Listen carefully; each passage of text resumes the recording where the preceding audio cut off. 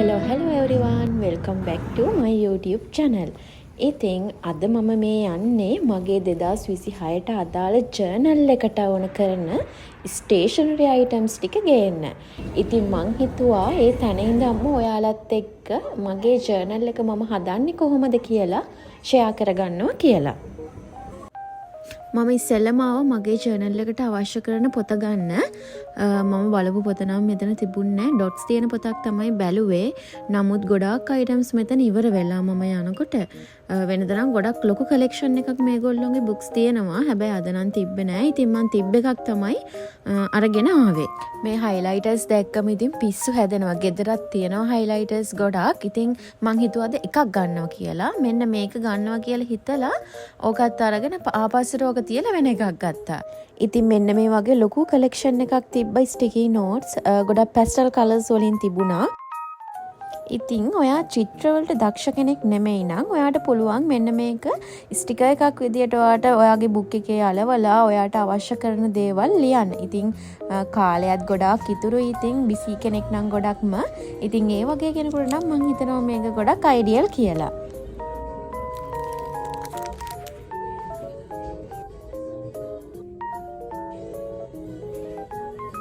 ඉතින් මම මෙතනින් තෝරලා අන්තිමට මෙන්න මේ වොෂි ටේප්ස් සෙට් එක තමයි ගත්තේ.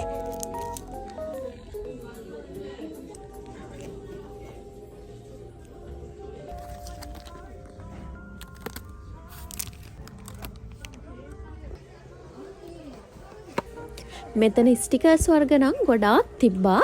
ඉතින් මම නම් ගොඩක් තෝරගත්තේ නැහැ. 2-3ක් වගේ තමයි මම සිලෙක්ට් කරගත්තේ. මොකද මම හිතුවා මගේ channel එක අතින් ඇඳලා ඩිසයින් කරනවා කියලා. නමුත් තව පොඩි දේවල් ලස්සන කරන්න පොඩි ස්ටිකර්ස් සෙට් එකක් ගත්තා.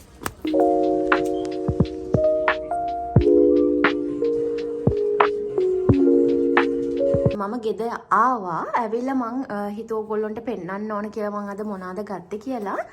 ඉස්සෙල්ලම මම පෙන්වන්නේ ඔයගොල්ලන්ට මම ජර්නල් එක කරන්න ගත්ත බුක් එක. මේක තමයි මම ගත්තේ. මේකේ පොඩ්ඩක් ෆ්ලෝරල් ඩිසයින් එකක් තියෙන හින්දා මට ටිකක් ආස හිතුණා මේකට. මේක නම් ඉතින් අර මං හොයපු පොත තිබ්බේ නැහැ එතන. ඒ හින්දා රූල් මේ විදිහට තියෙන බුක් එකක් තමයි මම ගත්තේ. මේක තමයි මගේ ජර්නල් බුක් එක 26ට. ඊට පස්සේ මම ගත්ත මෙන්න මේ වගේ pastel color highlighter set එකක්. මේකේ තියෙනවා 6ක්. තියෙනවා highlighters. ඒ හින්දා තමයි මම එකක් ගත්තේ.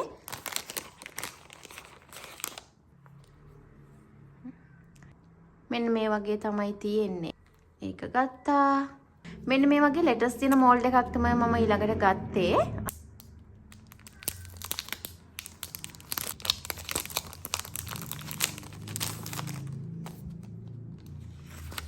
මෙන්න මේ වගේ තමයි තියෙන්නේ. letters තියෙන නිසා තමයි මම මේක ගත්තේ. numbers තියෙනවා, letters තියෙනවා. මේකේ තියෙනවා අවුරුද්දේ මාස ටික තියෙනවා. එතකොට සතියේ දවස් ටික තියෙනවා මේ විදියට. ඒ වගේම මෙන්න මේ වගේ designs තියෙනවා. එක designs. ඉතින් ඊළඟට මම ගත්ත මෙන්න මේ වගේ memo pads දෙකක්. මම එකක් ගත්ත මගේ to do list එකට. to-do list එකට එකක් ගත්තා. මම ගත්ත පොතේ rules තියෙන නිසා මං හිතුවා අඳින designs මෙන්න මේ වගේ කොලයක ඇඳලා කපලා අලවනවා කියලා. මං හිතුවා ඒක ඊට වඩා ලස්සන වෙයි කියලා. එතකොට මගේ පොත. ඊට පස්සේ මං ගත්තා මෙන්න මේ වගේ stickers තියෙන්නේ මේක ඇතුලේ. මෙන්න මේ වගේ designs තියෙන pack එකක්. එක කලර්ස් වලින් ස්ටිකර් එකක් තියෙන්නේ. මෙන්න මේ විදියට ස්ටිකර් එකක් තියෙන්නේ. මේක අලවන්න තමයි තියෙන්නේ. එක කලර්ස් වලින් තමයි තියෙන්නේ. මෙන්න මේ වගේ. මේක නැත්තම් මේ වගේ ඩිසයින්ස් අඳින්න මේ විදියට ලස්සනට මේ වගේ ස්ටිකර් එකක් යූස් කරන්න පුළුවන්. ඒ නිසා තමයි මම ඒ ටික ගත්තේ. මේ ස්ටිකර් සෙට් එක. ඉතින් ඕගොල්ලන්ට මේව ගන්නම අවශ්‍ය නැහැ. ඕගොල්ලන්ට තියෙන දේවල් වලින් ඔයාගේ බුක් එක ලස්සන කරලා ඔයාගේ ජර්නල් එක ලියන්න පුළුවන්. මේ විදිහේ ඩිසයින්ස් තමයි තියෙන්නේ. ඊළඟට මම මෙන්න මේක ගත්තා. මේක මම ගත්තේ ලෙටර් පෝස්ට් කාඩ් තියෙන සෙක්ෂන් එක තියෙනවනේ. එන්න එතනින් මම ගත්තේ.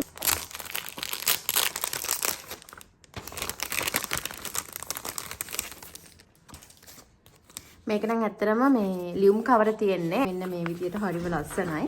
ඇත්තටම මම මේක ගත්තේ මේ ඒම දෙයකට නෙමෙයි. මගේ ජර්නල් එක ලස්සන කරලා හදා ගන්න ඕන නිසා තමයි මම මේක ගත්තේ. මම ඉතින් මට ටයිම් එකක් නැති වුණොත් මේවා ඩිසයින්ස් කරලා මගේ බුක් එක හදා ගන්න ඒ වෙලාවට යූස් කරන්න තමයි මම මේ දේවල් ගත්තේ. නැත්තම් මම මේවා නිතරම යූස් කරන්නේ නැහැ. මට ටයිම් එකක් නැති වෙලාවට මේ වගේ දේවල් ඩිසයින් කරන්න. ඉතින් ඒ හේතුව මත තමයි මේ දේවල් මම ගත්තේ. බ්ලැක් පෙන් සෙට් එකක් ගත්තා.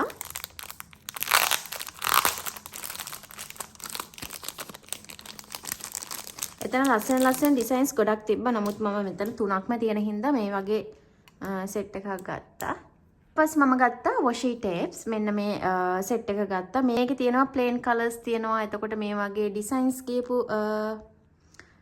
washi tapes තියෙනවා. ඔයගොල්ලෝගේ ජර්නල් එක ලස්සන කරගන්න ඩිසයින්ස් කරගන්න ඉතින් මේ වගේ දේවල් යූස් කරන්න පුළුවන්. තව ගත්තා මෙන්න වගේ ස්ටිකර් රෝල් එකක්. මේ හැම එකක්ම ගලවලා පොතේ අලවන්න පුළුවන්. අන්තිමට මෙන්න මේ වගේ ග්ලූ එකක් තමයි මම ගත්තේ. මම මේ දේවල් ටික ගත්තේ මගේ channel එක ලස්සනට හදාගන්න ඕන නිසා. ඕගොල්ලෝ ගාව මේ දේවල් නැත්තම් ඕගොල්ලෝ ගාව තියෙන දේවල් වලින් channel එකක් හදාගන්න පුළුවන්. මම හිතුවා part 2 වීඩියෝ එකෙන් මගේ channel එක මම කොයි විදිහටද හදන්නේ කියලා ඕගොල්ලොත් එක්ක share කරගන්න ඕනි කියලා. එතකොට ඇයි අපි channel එකක් හදන්නේ මොන වගේ දේවල්ද අපි channel එකක් හදනකොට ඒකට add කරගන්නේ. ඉතින් මොකද්ද අපේ පරමාර්ථය මේ channel එකක් හදන එකේ. ඉතින් මේ දේවල් මම ඕගොල්ලොන්ට part 2 වීඩියෝ එකෙන් අරගෙන එන්නම්.